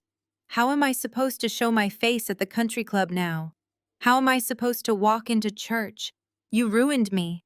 You took my father's house. You took my life. Fix it. Fix it right now." She smacked his chest again, harder this time. "Fix it, Preston." For a few seconds, Preston just took the abuse. He cowered, his eyes darting frantically around the room, looking for an escape route that did not exist. But as Tanya's manicured hand swung up and slapped him hard across the cheek, something inside Preston snapped. The terrified, cornered fraud completely vanished. The smooth, charming Ivy League gentleman mask that he had worn since the day he met my sister melted away, revealing the vicious, calculating predator hiding underneath. Preston grabbed both of Tanya's wrists with brutal force. He twisted her arms down, pushing her backward so violently that her designer heels slipped on the hardwood floor. She stumbled, nearly falling, but Preston did not let go. He yanked her back toward him, his face twisting into an ugly, contemptuous sneer. "Shut your mouth," Preston snarled, his voice stripped of all its polished refinement, revealing a harsh, venomous bite. "Stop acting like some innocent, wounded victim. You knew exactly what we were doing." Tanya gasped, struggling against his grip. "I did not know anything about stealing. I did not know about a Ponzi scheme." "You did not want to know," Preston shouted back, his grip tightening until Tanya winced in pain. "You never asked a single question about where the money came from, did you? You never asked to see a single financial statement, a single tax return, or a single portfolio summary. As long as the black card cleared at the luxury boutiques, you were perfectly happy to play dumb. You loved the private jets. You loved the designer bags. You loved parading around this pathetic town, acting like you were royalty. You are just as guilty as I am, Tanya. You spent the stolen money faster than I could bring it in." "Let go of my daughter," Brenda commanded, finally snapping out of her paralyzed state. She took a step toward them, but David shifted his weight, a silent warning that kept her rooted to the spot. Preston ignored Brenda completely. His absolute disgust was entirely focused on his wife. The panic of his impending arrest was fueling a cruel, unfiltered rage. He was going to prison, and he was determined to drag everyone down into the mud with him. "You actually thought you were my equal?" Preston mocked, laughing, a cold, cruel sound that made my skin crawl. "You actually believed I was captivated by your intellect. You are a vapid, empty shell of a woman. You have no education, no ambition, and no substance. The only thing you cared about was the price tag on your shoes. You were the easiest mark I ever made." Tanya stopped struggling. The sheer brutality of his words seemed to drain the life right out of her. She stared at the man she had promised to spend her life with, realizing she had never actually known him at all. "And do not even try to pretend this is just about money," Preston sneered, turning his attention to my father, who was still gasping for air on the bar stool. "Let us talk about why I really chose this family. Let us talk about Howard and his precious church." Preston let go of Tanya's wrists and took a step toward the center of the kitchen, his posture radiating a toxic, undeniable racism that had been lurking beneath his polite smiles for years. "Do you know how easy it is to walk into a wealthy black congregation with a custom suit and a degree from Wharton?" Preston asked, his voice dripping with absolute scorn. "They were practically begging me to take their money. They wanted so desperately to feel adjacent to real power, to generational wealth, that they handed over their retirement accounts without asking a single intelligent question. They trusted me because Howard told them to. Howard wanted to show off his successful white son-in-law, to prove he had finally arrived. He handed me the keys to the vault just so he could feel important." Aunt Valerie let out a sharp gasp, her phone trembling slightly, but she kept the lens focused dead center on Preston's face. The horrifying truth of his manipulation was being captured in high definition. Preston turned back to Tanya, delivering the final, crushing blow with surgical precision. "You think I actually wanted you?" Preston screamed, his voice echoing off the brick walls. "You are a shallow gold digger. I only married you to get access to your father's rich, gullible church friends." Preston's cruel declaration hung in the kitchen like toxic smoke. The silence that followed was so profound, it felt as though the oxygen had been vacuumed directly out of the room. Tanya did not scream this time. She did not lunge at him again. Her knees simply gave out. She collapsed onto the polished hardwood floor in a heap of designer fabric and shattered illusions. She wept into her hands with the pathetic wails of a woman who had just realized her entire existence was a calculated lie. Her expensive acrylic nails scraped against the floorboards as she sobbed uncontrollably. Preston stepped over her shivering body with absolute disgust. He kicked her discarded luxury handbag out of his way and smoothed the lapels of his ruined suit. He did not care about the devastation he had just unleashed on the woman he promised to love. He only cared about saving his own skin. But even he knew there was nowhere left to run from a federal indictment. Beside them, Howard was still slumped over the granite island. He was taking shallow, rattling gasps of air. He was a broken king surveying a conquered kingdom. The majestic Addams family legacy was built on decades of carefully curated social dominance and immense pride. Now it had been entirely dismantled in less than 10 minutes. The community respect he prized above his own daughter's well-being was gone forever.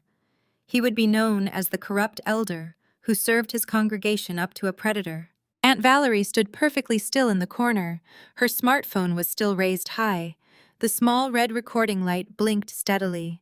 She was capturing every single second of the spectacular downfall. By Sunday morning, the entire congregation would see the true face of their beloved golden couple. They would watch Preston admit to targeting their bank accounts. They would watch Tanya fall apart. They would witness the total destruction of the family that had looked down on them for years. Brenda slowly turned away from the pathetic sight of her weeping daughter and her broken husband. Her eyes were wide and frantic. They darted across the room until they locked onto me. I watched the violent gears turning in my mother's head. The sheer desperation of losing her country club status, her mansion, and her pristine reputation was overriding her lifelong disdain for me. She looked at David standing tall and immaculate beside me. He was holding the forensic files of my own independent empire. Brenda remembered the staggering numbers David had read aloud earlier. She remembered the undeniable proof of the billions I had quietly amassed while she was busy mocking my career and calling me a failure. The transformation was sickening to witness. Brenda Addams was the woman who had spent 30 years making me feel like a stain on her perfect family portrait. Now, she suddenly broke down into violent theatrical sobs. She staggered across the kitchen, her perfectly manicured hands reaching out for me. She fell to her knees right at my feet. She grabbed the fabric of my tailored coat with a desperate clawing grip. "Aaliyah, please," Brenda wailed. The ugly, guttural sounds of her crying bounced off the high ceilings. "You have to save us. You have the money. You have billions. You can fix this. You can make it all go away right now." Her tears were staining her designer blouse. Her perfectly sprayed hair was falling around her face in frantic wisps. She looked up at me with wild, bloodshot eyes. She was completely abandoning the regal superiority she had worn like armor my entire life. "Just pay off the bank," Brenda begged, her voice cracking, as she violently shook my coat. "Buy the house back before Tuesday morning.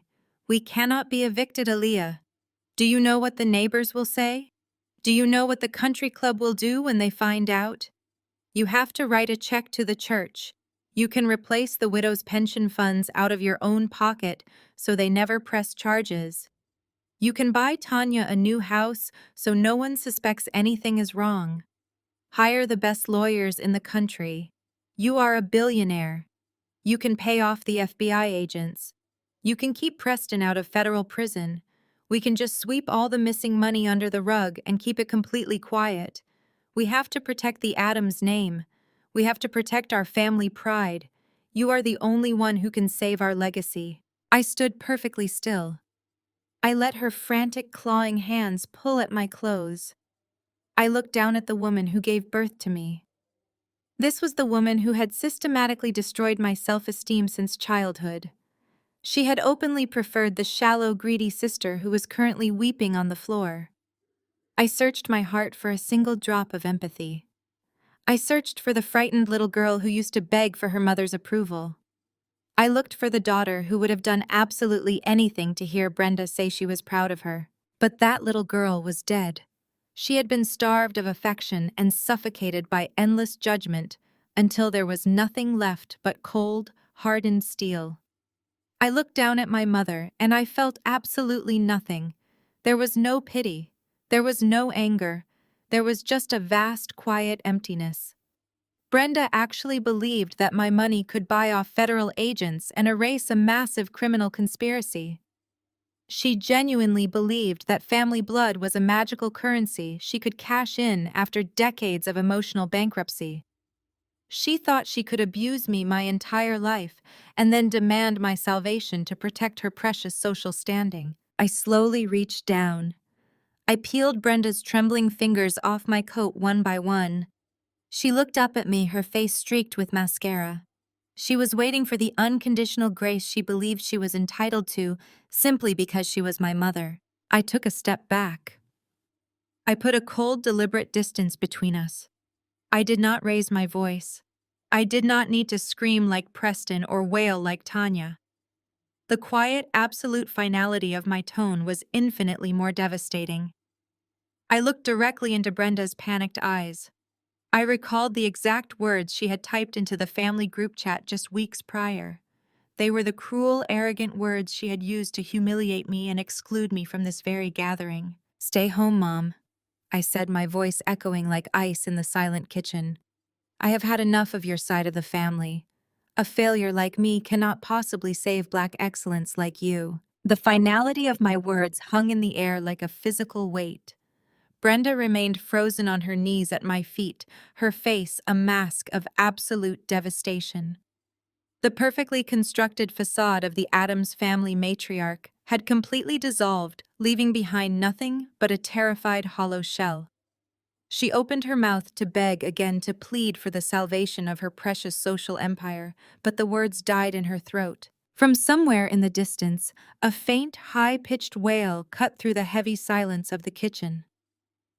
At first, it was just a singular sound rising and falling on the evening wind. Brenda turned her head toward the large living room windows, her tear-streaked face registering a brief flicker of hope. She probably thought it was an ambulance coming to rescue Howard from his agonizing collapse on the bar stool. She probably believed that a medical emergency would somehow pause the total destruction of her life. But the sound rapidly multiplied. A second wail joined the first, then a third and a fourth. The noise grew exponentially louder, transforming from a distant echo into a deafening chorus of sirens screaming through the quiet, upscale neighborhood. It was not a single ambulance sent to offer medical aid. It was an entire fleet of vehicles tearing down the street with absolute aggressive purpose. The collective realization hit the room like a shockwave. Tanya stopped her hysterical weeping and slowly pushed herself up from the hardwood floor, her eyes wide with fresh terror. Howard groaned, clutching his chest tighter as the overwhelming noise vibrated against the windows. Preston understood exactly what that sound meant. The arrogant sneer he had worn while degrading his wife instantly vanished completely, replaced by the frantic, primitive panic of a trapped animal. The walls of his elaborate Ponzi scheme had finally closed in, and the federal government was literally at the front door. His skin turned a sickly shade of chalk white. He looked frantically around my kitchen, searching for an escape route that simply did not exist. He lunged toward the hallway leading to the back patio door, his expensive leather shoes slipping wildly on the polished floor. He was willing to leave his wife, his disgraced father-in-law, and every shred of his false dignity behind if it meant avoiding a federal prison cell. He shoved past Tanya so violently that she crashed back into the granite island, but he did not even look back. He did not make it more than 3 steps. David moved with terrifying speed and precision. He stepped directly into Preston's path, completely blocking the hallway. Preston let out a desperate, high-pitched shout and tried to shoulder his way past, but David did not yield a single inch. David grabbed Preston by the lapels of his ruined custom suit and shoved him backward with effortless, commanding force. Preston stumbled wildly, his arms flailing until his back slammed hard against the living room wall. "Let me go!" Preston screamed, his voice cracking with pure, pathetic cowardice. He struggled against David, trying to pry the larger man's hands off his suit. "You have no right to hold me here. I have to leave. I have to call my lawyers. Get out of my way." David did not raise his voice or break a sweat. He simply tightened his grip, pinning the disgraced financial fraudster flat against the drywall. Preston was a man who had built his entire life on manipulation and theft, but in the face of actual physical consequence, he was entirely powerless. I took a slow, deliberate step into the living room, leaving my mother kneeling on the kitchen floor. A genuine smile finally touched my lips. It was the first real smile I had worn since they walked into my home. It was not a smile of joy, but of absolute cold vindication. I looked at Preston, watching the arrogant white-collar criminal squirming helplessly under my husband's iron grip. Did I forget to mention, I asked, my voice cutting clearly through the deafening roar of the approaching sirens. I kept my tone conversational, perfectly relaxed as the noise outside grew to a fever pitch. Preston stopped struggling, his panicked eyes darting toward me. Tanya let out another horrifying whimper, burying her face in her hands. "Since you are obviously a massive flight risk, Preston." I continued, taking another step toward him. David went ahead and forwarded his entire forensic audit report to his contacts at the Federal Bureau of Investigation an hour before you all arrived. "We knew you would try to run the second you realized the money was gone. We knew you would leave Tanya and Howard to take the fall, so we made sure your welcoming committee was already on standby." The tires of multiple heavy vehicles screeched violently as they slammed onto the pavement directly outside my house. The noise was immediately followed by the slamming of heavy car doors and the loud, authoritative shouts of armed tactical agents securing the perimeter of the property. Suddenly, the interior of my living room was bathed in a blinding, chaotic light. Brilliant flashes of red and blue pierced through the large front windows, casting harsh, moving shadows across the walls. The emergency lights swept over Brenda's horrified face, over Howard's gray, sweating features, and over Preston's completely broken, terrified expression. The color washed over all of them, painting them in the exact shades of the justice they had tried so desperately to avoid. They had come into my home expecting to mock my lifestyle, to demand my submission, and to force me back into my role as the family failure. Instead, they were standing perfectly illuminated in the flashing lights of their own inescapable ruin. Heavy, aggressive footsteps thundered across the front porch, shaking the floorboards beneath our feet. There was no polite knock. There was no ringing of the doorbell. The heavy wooden front door shuddered violently under a massive impact. The frame splintered and the door was kicked open with an explosive crash. Armed federal agents poured into the entryway, their tactical gear dark and imposing against the bright flashing lights behind them. The commanding shouts of the FBI filled the room, demanding absolute compliance as they zeroed in on the man who had stolen millions. The Addams family empire was officially dead, and the red and blue lights continued to flash, signaling the absolute end of their reign. The harsh, flashing red and blue lights of that catastrophic Tuesday night slowly faded into memory. They were replaced by the brilliant, blinding turquoise of the Caribbean Sea. 1 year had passed since the Addams family empire crumbled into dust on my front lawn. I was lying on a plush white lounger on the private terrace of my newest flagship resort in St. Bart's. The warm tropical sun kissed my skin. A gentle ocean breeze rustled the palm fronds overhead. The sheer tranquility of the moment was a stark contrast to the toxic, chaotic noise that had defined my entire childhood. I took a slow, deep breath, tasting the salt in the air. I was not hiding in a back office. I was not seeking validation from people who despised me. I was simply existing in a paradise I had built with my own hands. David was sitting beside me in a matching lounger. His dark sunglasses shielded his eyes from the glare of the morning sun. He had a tablet resting on his lap, but he was not looking at financial projections or audit reports. He was just watching the waves crash gently against the pristine white sand of our private beach. David reached over and picked up his crystal champagne flute from the small teak table separating our loungers. He took a slow sip and turned to me with a faint, satisfied smile playing on his lips. "I just received an email from the legal team back in Atlanta," he said, his voice smooth and relaxed. "Today marks the official 1-year anniversary of the Vanguard Heritage Raid." I smiled, keeping my eyes closed behind my sunglasses. "How time flies when you are not managing a massive federal criminal conspiracy," I murmured. David let out a low chuckle. "It certainly does," he agreed. The attorneys confirmed that Preston's final appeal was officially denied yesterday morning. He is settling into his new permanent residence at the federal penitentiary, 15 years with no possibility of early parole. I pictured Preston Adams, the man who had mocked my business acumen and paraded his fake wealth through my house. He was now trading his custom-tailored Italian suits for an oversized orange jumpsuit. He would spend the next decade and a half surrounded by concrete and steel. He was completely stripped of the charming Ivy League facade he had used to ruin countless lives. "And Tanya?" I asked casually, letting my hand trail through the warm water of the terrace plunge pool. David scrolled on his tablet for a moment. "Tanya is experiencing the joys of the working class. After the Fed seized everything and the legal fees drained her remaining hidden accounts, she had to file for severe bankruptcy. My investigators located her last week. She is currently working the closing shift at a fast fashion retail store in a strip mall outside the city limits. She spends her evenings folding cheap polyester shirts and dealing with angry teenagers throwing clothes on the floor." The irony was almost too perfect to believe. My sister was the woman who had lorded her counterfeit Chanel bags and country club status over everyone she met. Now she was drowning in debt and wearing a polyester uniform name tag. She had built her entire identity on being better than everyone else simply because of the man she married. Now the man was gone. The money was an illusion. Tanya was left with absolutely nothing but the shallow, empty shell of a personality she had carefully cultivated. "What about the king and queen of Atlanta society?" I asked, shifting on my lounger to look at David. He set his tablet down on the table. "Howard and Brenda are living in a cramped two-bedroom rented apartment on the far side of town.